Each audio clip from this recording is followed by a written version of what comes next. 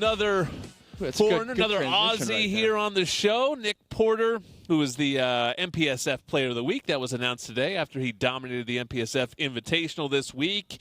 USC men's water polo right back where it always is, 10-0, undefeated, right near the top of the rankings. Nick, welcome to the show, man. Good to have you. It's funny.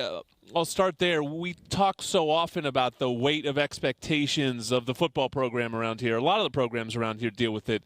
Have to imagine men's water polo is the same thing. If you guys don't win a national championship, feels like a down year. What's that like when you're coming in and you're well aware of the standard of USC men's water polo? Honestly, that's, I think, the biggest reason why so many people want to come to this program and want to be involved is because of that expectation and that, that desire to always be competing for national championships. Obviously, it's such an esteemed program, as you mentioned. Like, we're always competing in the final of a national championship, and coming off a loss in the final last season to the biggest rivals, UCLA, was really, really heartbreaking. So, yeah, we're really trying to just take it that one step further this year and try not to let that expectation weigh down too much on us because, that can be a detriment. But obviously, yeah, we're really happy with how we're performing so far this season and hope to continue it.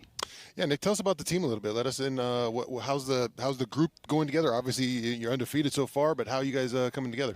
Yeah, so we've got a really talented roster this year. We've welcomed back 2 Olympians, Hannes Dobé and Marko Vavic, which has given us a really big boost in practices and games.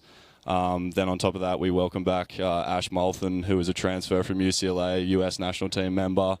And then we returned all but 2 of our roster, our NCAA tournament roster from last season. So, yeah, we're a really talented roster, quite a senior base roster too. So we try to use that experience as much as we can. And, so far it's paying off. And, just looking to improve as much as we can before the end of the season too. I'd say it's paying off, starting 10-0. What's allowed you guys to have such a hot start? And you mentioned that improvement. What are those areas you're still looking to grow in? For us, it's always about defense. So for me as a goalie personally, that's obviously my main focus. But, the emphasis in our program is always on our defense. There's a saying, offense wins you games, but defense wins championships. So, yeah, that's really... Holds true in football, too. Absolutely, yeah. Absolutely. So, yeah, that's really our main focus.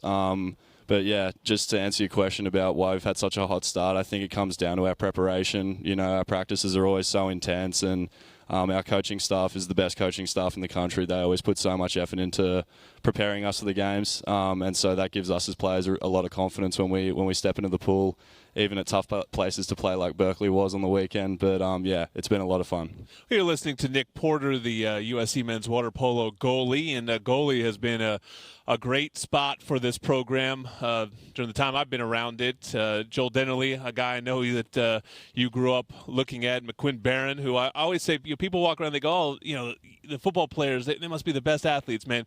You see a guy like McQuinn Barron walking around campus, or this guy Nic Porter. There's some pretty impressive looking athletes at this school that don't play football. But what's the key to being great at that position in this sport? I think it all comes down to the mental side of being a goalkeeper. So obviously having physical attributes like height and leg strength obviously helps a lot. But the one thing I try to tell to younger goalkeepers is you have to remain composed to be a goalkeeper, because it's such a high-pressure position that our position entails. So having that composure and that ability to kind of keep yourself calm and keep yourself focused in the game is the most important thing by far as a goalie. I'm a defender, so I love playing defense, but I always wanted to catch a touchdown. Do you ever want to get out of that box, man, and just take it down there and let one rip? 100%. I've been absolutely pestering my coaches to let me go up. Can you throw it from the goal? Yeah, you can, but it's pretty low percentage. But they actually just changed the rules last year, so goalkeepers can go past halfway now and be involved in the attack. So I've been absolutely pestering my coaches to let me get up there and try and get involved. So, maybe we'll see it later this season. I know when I was here, people thought I was a volleyball player, right? My roommate was a middle blocker, a baseball or something like that. I don't think I was as tall for basketball, but when you're rocking around campus, you got the water polo look a little bit. Do people know your water polo? Is it a different sport? What do you get? Well, water polo is kind of still a small sport, so we're not as well known, I think, obviously, as the football team, basketball team. But if I saw you walking around, I'd be like, that guy does something. Yeah. The first thing I usually get asked is if I play basketball or volleyball. But no. So hopefully, if we keep playing the way we are, that our profile of the team will go up around campus, and we can get loads of people coming down to our games, which would be great. Yeah. Yeah. How big is water polo in Australia?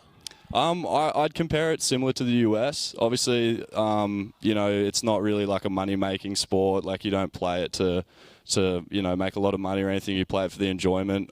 So yeah, it's quite similar to the US. Just like a lot of juniors play it, and then in seniors there's not as many opportunities as there are in Europe where it's professional, but yeah, it's about the same. Did you ever play Australian rules like Ben? I did when I was a lot younger, but absolutely not as good as Ben. I was I actually used to watch Ben on TV when I was growing up.